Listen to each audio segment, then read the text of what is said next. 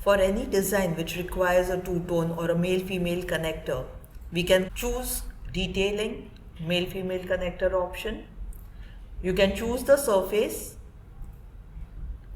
select the fixture shape, it could be round or square. If I take round, this is how it will look. If I take square, you can see it.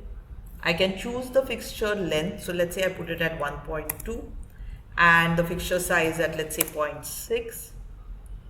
Wherever I click at 50% or exactly the center of that object, you will find the split happening.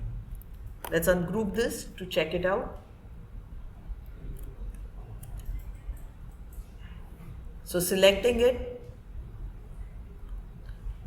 just moving it around, and you will see it's happening exactly at the center of the object. However, I may want to choose my own placement. So for that, we can again go to set surface, but play with the U and V offset. So for example, if I were to make this minus, oh, you can see that it is moving down.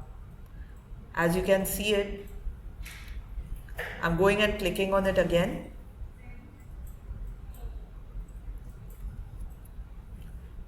Let's move this across, ungroup.